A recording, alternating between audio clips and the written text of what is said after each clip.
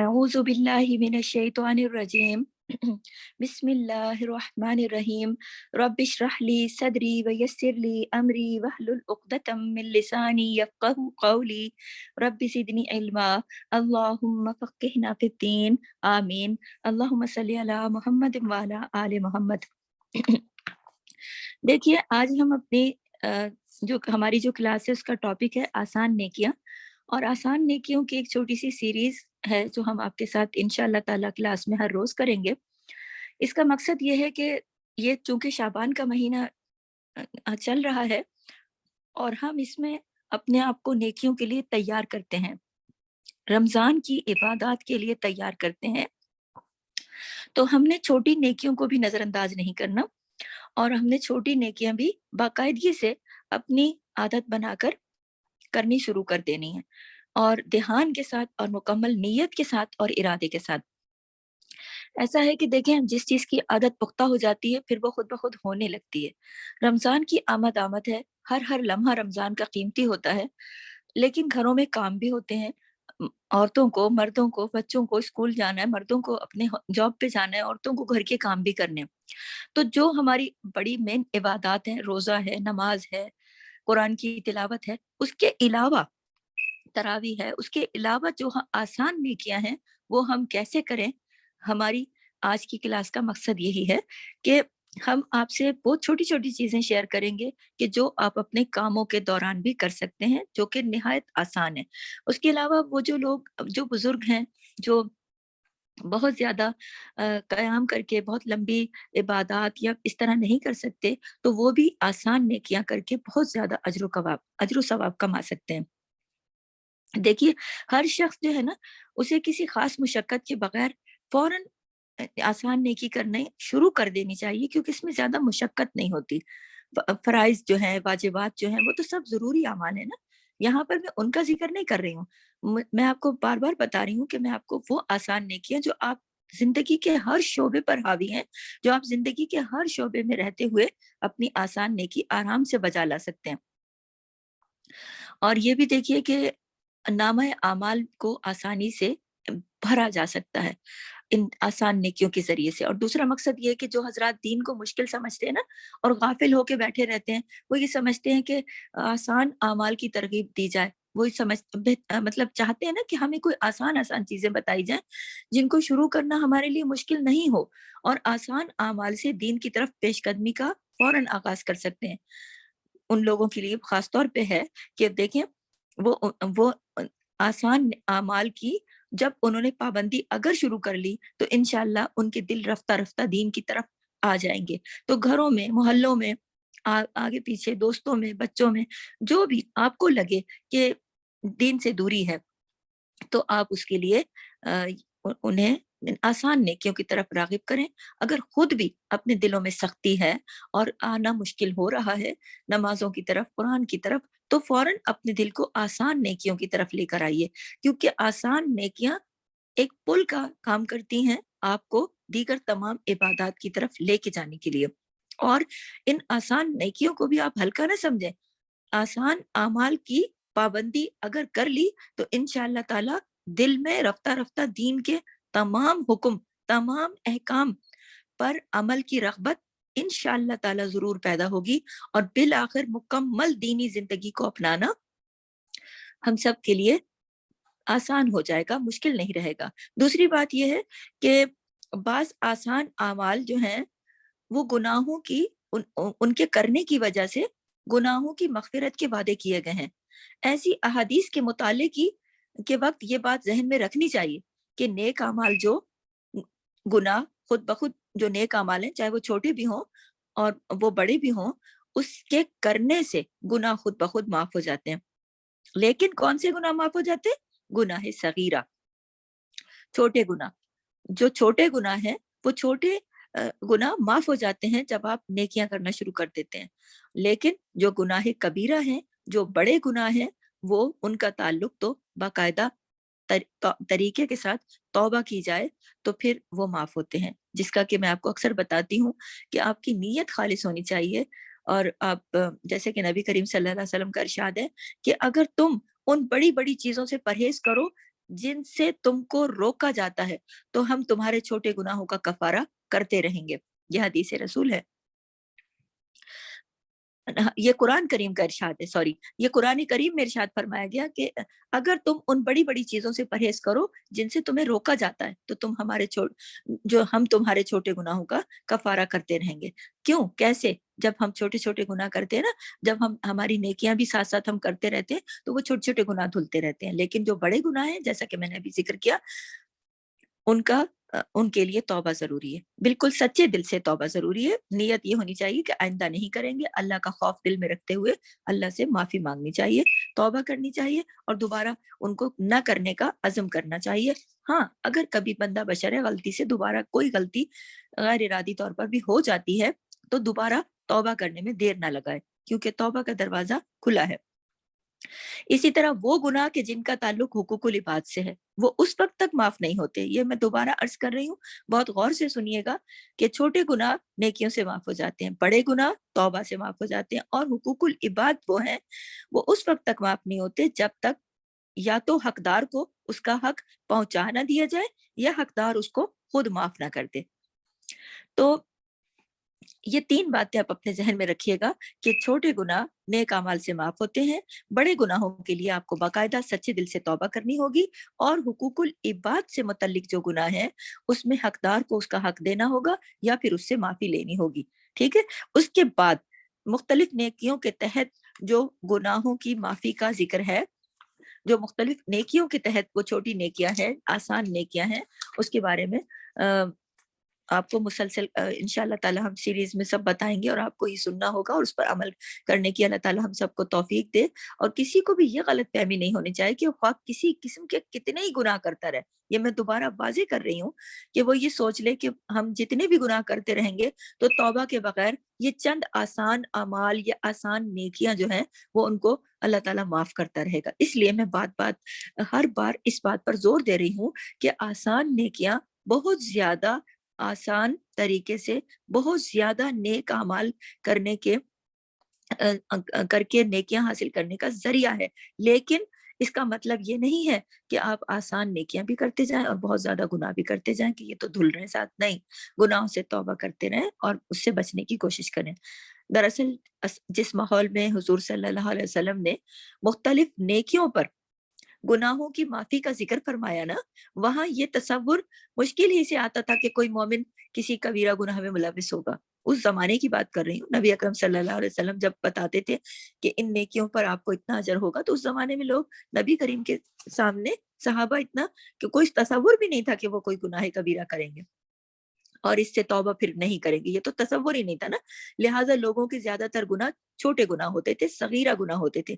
اس لیے حضرت صلی اللہ علیہ وسلم نے انہی کی معافی کا ذکر فرمایا ہے. جو حضور صلی اللہ علیہ وسلم کی جو احادیث میں معافی ہے نا کہ یہ آپ عمل کریں گے تو آپ کو اس طرح سے اس کی گناہ معاف ہو جائیں گے، تو یہ کون سے گناہوں کی معافی کا ہے؟ یہ چھوٹے گناہوں یعنی صغیرہ گناہوں کا. اس سے گناہ کبیرہ کی سنگینی اور توبہ کی ضرورت اور اہمیت میں کوئی کمی واقع نہیں ہوتی. یہ یاد رکھیے گا کہ بار بار میرا کہنے کا مقصد یہ ہے کہ اگر بڑے گناہ کیے یا ہو جائے کبھی غلطی سے تو اس کے لیے اللہ سے توبہ ضرور کریں.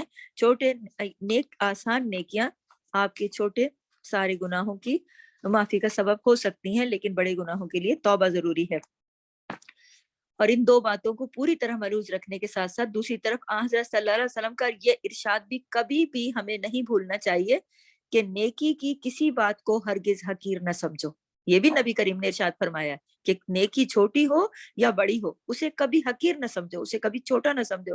لہٰذا شیطان کے اس دھوکے میں کبھی نہیں آنا چاہیے کہ اگر ہم دین کے بڑے بڑے کام کرنے سے محروم ہیں تو ہم یہ چھوٹی چھوٹی نیکیاں کیوں کریں، یہ ہمیں کون سا فائدہ پہنچا دیں گی. نہیں، واقعہ یہ ہے کہ نیکی کا کوئی عمل بھی چھوٹا نہیں ہے، اور جس وقت جس نیکی کی توفیق ہو جائے اسے غنیمت سمجھ کر ضرور کر لینا چاہیے. کیا معلوم، کیا بعید کہ اللہ تعالیٰ اس نیکی کو قبول فرما لے تو اس کی برکت سے ہماری زندگی باقی ساری کی ساری درست ہو جائے.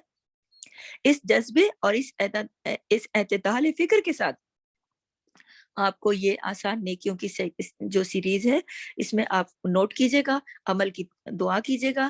اللہ تعالیٰ اپنے فضل و کرم سے اپنی بارگاہ میں ہمارے اس کوشش کو قبول فرمائے اور دین کے تمام احکام پر ہم سب کو عمل پیرا ہونے کی توفیق عطا فرمائے، آمین۔ اس کے ساتھ ہی دیکھیں آسان نیکیوں کی جو سیریز ہے اس میں آج آپ کو دعا کے بارے میں بتاؤں گی۔ تو آج میرا خاص جو ٹاپک ہے آسان نیکیوں میں، آسان نیکی جو ہے وہ ہے دعا۔ آسان نیکیوں کی سیریز میں آج ہم نے دعا پر بات کرنی ہے۔ اللہ تعالیٰ کو بندوں کا دعا کرنا بہت پسند ہے۔ دیکھیں پسندیدہ کام ہے، غور کیجیے گا، میرے ایک ایک لفظ پہ غور کیجیے گا کہ اللہ تعالیٰ کو بندوں کا دعا کرنا بہت پسند ہے۔ دنیا میں کسی شخص سے بار بار کچھ نہ کچھ مانگا جاتا رہتا ہے، ہوتا ہے نا ایسا، تو وہ کتنا ہی بڑا سخی کیوں نہ ہو، کتنا ہی بڑا دیالو کیوں نہ ہو، لیکن بالآخر اکتا جاتا ہے، ناراض ہو جاتا ہے، اور بندہ کہتا ہے کیا تم میرے پیچھے پڑے رہتے ہو، ہر وقت مجھ سے مانگتے ہی رہتے ہو، میں کتنا دوں۔ یہ ہے بندے کا معاملہ۔ لیکن اللہ تعالیٰ کا معاملہ یہ ہے کہ ان سے بندہ جتنا زیادہ مانگے گا اللہ تعالیٰ اس سے اتنے ہی زیادہ خوش ہوں گے۔ بلکہ حدیث میں ہے کہ جو شخص اللہ تعالیٰ سے مانگتا نہیں ہے اس سے اللہ تعالیٰ ناراض ہو جاتے ہیں۔ اللہ اکبر، آپ دیکھیے میرے رب کی شان کہ جو مانگتا نہیں ہے اللہ اس سے ناراض ہو جاتے ہیں۔ پھر یہی نہیں کہ دعا اپنے مقاصد کے حصول کا ذریعہ ہے، بلکہ وہ ایک مستقل عبادت ہے۔ دعا ایک مستقل عبادت ہے، یعنی دعا خواہ آپ اپنی ذات کے لیے کریں یا دنیا کے مقصد کے لیے کریں، یا جو بھی آپ دعا نیک دعا کریں وہ بھی عبادت شمار ہوتی ہے اور اس پر باقاعدہ ثواب ملتا ہے۔ اور جتنی زیادہ دعا مانگی جائے اتنا ہی اللہ تعالیٰ کے ساتھ تعلق میں اضافہ ہوتا ہے۔ یہ ضروری نہیں ہے کہ صرف تنگی اور مشکلات کے وقت ہی دعا مانگی جائے، جب کوئی پریشانی آ جائے تو آپ اس وقت دعائیں مانگنے بیٹھ جائیں، نہیں، بلکہ خوشحالی کے ٹائم پہ، خوشیوں کے ٹائم پہ، مسرتوں کے ٹائم پہ آپ دعائیں مانگتے رہیے، مانگتے رہیے، مانگتے رہیے۔ حدیث میں یہ ہے کہ جو شخص یہ چاہے کہ مصائب یعنی مشکلات اور تنگیوں کے وقت اس کی دعائیں قبول ہوں تو اسے چاہیے کہ خوشحالی کے وقت دعا کی کثرت کرے۔ یہ ترمذی کی سے روایت ہے کہ دیکھیے ایک شخص صرف پریشانیوں میں دعا کرتا ہے اور ایک شخص خوشیوں کے دوران بھی دعا کرتا ہے، تو اس شخص کی دعائیں جب وہ پریشان ہوگا دعا مانگے گا، جب اس نے خوشیوں میں دعائیں مانگ کے رکھی، اللہ سے رابطہ کنیکشن بنا کے رکھا، اس کی دعا ضرور قبول ہوگی۔ اللہ تعالیٰ نے قرآن کریم میں وعدہ فرمایا ہے کہ مجھ سے دعا کرو میں قبول کروں گا۔ اللہ اکبر، اللہ تعالیٰ کا یہ وعدہ کبھی غلط نہیں ہو سکتا، اس لیے اس یقین کے ساتھ دعا مانگنی چاہیے کہ وہ ضرور قبول ہوگی۔ اللہ تعالیٰ قبولیت کی صورتیں جو ہیں وہ مختلف کر دیتا ہے، بعض اوقات وہی چیز اسی طرح مل جاتی ہے جو ہم نے مانگی ہو، اور بعض اوقات وہ چیز اللہ تعالیٰ کے علم میں ہوتا ہے کہ یہ بندے کے لیے مناسب نہیں ہے، یہ بندے کے لیے فائدہ مند نہیں ہے، تو اللہ تعالیٰ اس سے اور زیادہ بہتر اور مفید چیز دنیا اور آخرت میں عطا کر دیتے ہیں۔ اس طرح ہر دعا کے 3 فائدے ہوتے ہیں۔ دعا کی قبولیت سے مرادیں پوری ہوتی ہیں۔ 3 فائدے نوٹ کر لیں اپنے پاس، لکھ کے رکھیے گا اپنے قلم سے، اپنے دل پر بھی اور اپنے کاغذ پر بھی، کہ دعا کی قبولیت سے مرادیں پوری ہوتی ہیں، ہر دعا پر ثواب ملتا ہے کیونکہ عبادت ہے نا، ماخذ العبادت ہے۔ اور نمبر 3، دعا کی کثرت سے اللہ تعالیٰ کے ساتھ تعلق میں اضافہ ہوتا ہے۔ پھر اگرچہ دعا مانگنے کے آداب میں یہ بات داخل ہے کہ قبلہ روح ہاتھ اٹھا کر زبان سے دعا مانگی جائے، اور پھر پہلے کیا کیا جائے، اللہ تعالیٰ کی تعریف کی جائے، حمد و ثنا کی جائے اور درود شریف پڑھا جائے۔ لیکن اگر اس کا موقع نہ ہو، آپ کے پاس اتنا وقت نہ ہو، تو اس کے بغیر بھی دعا کرنا جائز ہے۔ اور اسی طرح اللہ تعالیٰ نے دعا کو اتنا آسان فرما دیا ہے کہ وہ تقریباً ہر وقت اور ہر جگہ مانگی جا سکتی ہے، چلتے پھرتے، اٹھتے بیٹھتے، کام کرتے ہوئے، اپنا کوئی دوسرا کام آپ ہاتھ سے کر رہے ہیں، زبان سے آپ دعا مانگ سکتے ہیں۔ اگر زبان سے مانگنے کا موقع نہ ہو، مثلاً آپ کسی ایسی جگہ پر ہوں، بیت الخلاء میں یا کہیں ایسی جگہ جہاں آپ کی زبان دعا نہیں مانگ سکتی، تو دل ہی دل میں بھی دعا مانگی جا سکتی ہے۔ آپ یہ دیکھیے کہ اللہ تعالیٰ دلوں کا مالک ہے نا، وہ دلوں کی پکار سننے والا ہے۔ پھر یہ بھی ضروری نہیں ہے کہ دعا میں بہت بڑی بڑی چیزیں مانگی جائیں، بلکہ ہر چھوٹی حاجت، ہر چھوٹی سے چھوٹی چیز بھی مانگی جا سکتی ہے۔ آپ کے پاس اگر ساری چھوٹی چیزیں میسر ہیں اور بڑی چیزیں نہیں ہیں، تو اس کا مطلب یہ تھوڑی نا ہے کہ آپ دعا نہ مانگے کہ چلو میں بڑی بڑی چیزیں جب مانگنی ہوں گی، جب ضرورت ہوگی تو جب مانگ لوں گا، نہیں۔ اگر کوئی ایسا ہے کہ اس کے پاس تو ساری कुछ बड़ी बड़ी चीजें हैं, कुछ छोटी चीजें नहीं है, तो वो ये ना सोचे कि क्या मैं अब ये दो दो छोटी छोटी चीजें अल्लाह ताला से दुआ में मांगू। नहीं, छोटी छोटी चीजें भी दुआ में मांगनी चाहिए। यहाँ तक कि हदीस में है कि अगर, गौर कीजिएगा, हदीस सुना रही हूँ, कि अगर हदीस में है कि अगर जूते का तस्मा भी टूट जाए तो अल्लाह ताला से दुआ मांगो। तिरमिज़ी से रिवायत है। तो आप देखिए कि जूते का तस्मा भी छोटी सी हकीर चीज है, लेकिन मेरे नबी ने ये भी फरमा दिया कि आपको वो भी चाहिए, दुआ मांगिए। आप इस इरादे से दुआ मांगिए कि ये तो मैं इबादत में हूँ, तस्मा तो मुझे अल्लाह देगा।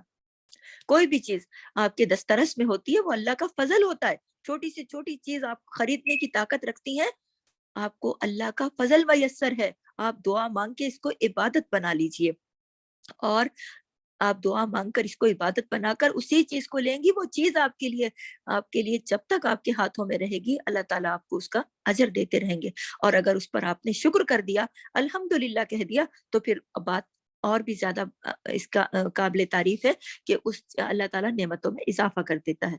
तो लिहाजा इस बात की आदत डालनी चाहिए कि जब कोई छोटी से छोटी भी हाजत पेश आए तो उसको अल्लाह ताला से मांगा जाए। कोई मामूली से मामूली तकलीफ हो, उसका अजाला भी अल्लाह ताला से तलब किया जाए।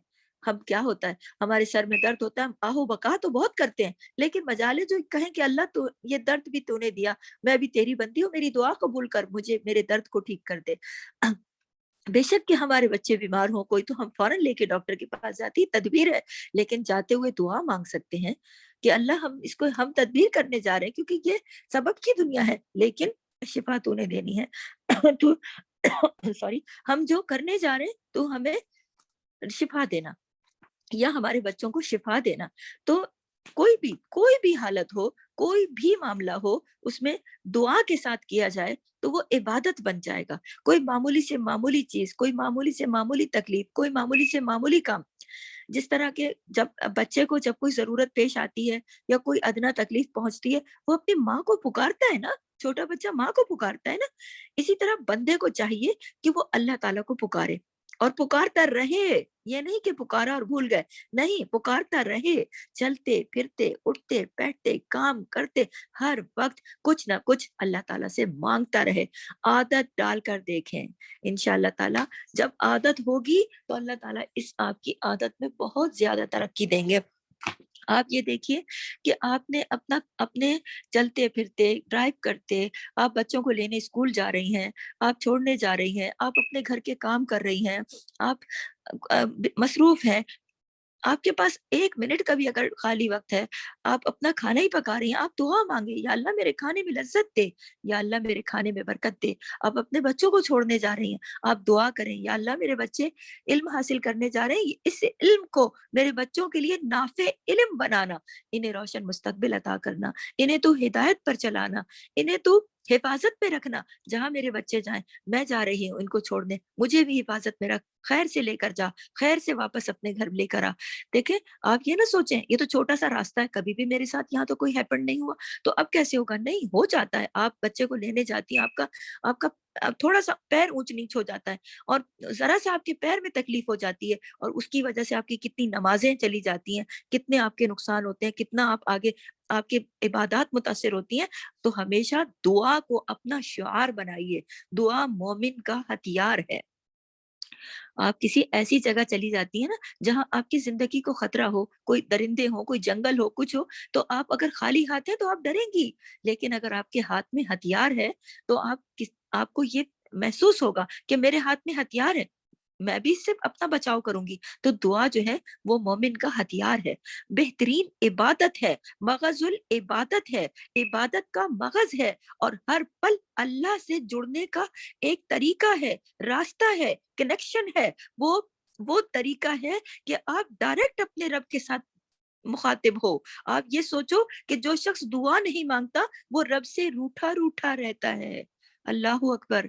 और जो दुआ माँगता है, वो अपने रब से राज़ी है। उसे यकीन है कि मेरा रब हर चीज़ पर कादिर है, वो सुनता है, वो देता है। वो मैं चाहे गुनहगार हूँ और चाहे ख़ताकार, लेकिन मैं अपने रब से राब्ते में हूँ। और मेरा रब मेरी दुआ ज़रूर कबूल करेगा, क्योंकि वही दुआओं का कबूल करने वाला है, क्योंकि वही सब कुछ अता करने वाला है, क्योंकि वही اس دنیا کا خالق و مالک ہے، اس کے بغیر میں اس دنیا میں کچھ بھی نہیں۔ دیکھیں، دعا کا احاطہ کریں اپنی سوری دعا کا احاطہ کریں اپنی پوری زندگی کے اوپر، تو آپ یہ دیکھیں کہ کون سا لمحہ ہے کہ آپ کو دعا کی ضرورت نہیں۔ آپ کو اور مجھے ہر ہر پل، ہر ہر لمحہ، ہر ہر آن دعا کی ضرورت ہے، اللہ تعالیٰ سے رابطے میں ضرورت ہے۔ ہمارے بچے گھروں سے باہر جاتے ہیں، آج کل کا ماحول دیکھیے، فتنے دیکھیے، کتنے فتنوں کا دور ہے، ہم کیسے بچا سکتے ہیں؟ اللہ سے دعا کر کے ہم اپنے گھروں کو شیطان کے شر سے اور تمام چیزوں سے کیسے محفوظ رکھ سکتے ہیں؟ اللہ ہی رکھ سکتا ہے نا۔ ہمارا کام ہے صرف دعا کرنا، ہمارا ہتھیار ہی یہی ہے کہ ہمارا کام ہے صرف دعا کرنا۔ اکثر مائیں مجھے کہتی ہیں ہم اپنے بچوں کو بہت دین کی طرف لانا چاہتے ہیں لیکن اب وہ نہیں آتے، تو میں ان کو یہی کہتی ہوں، اور دوبارہ میرے خیال سے ہم سب کے لیے ہے یہ بات، کہ ہمارے پاس اب ایک ہی ہتھیار ہے۔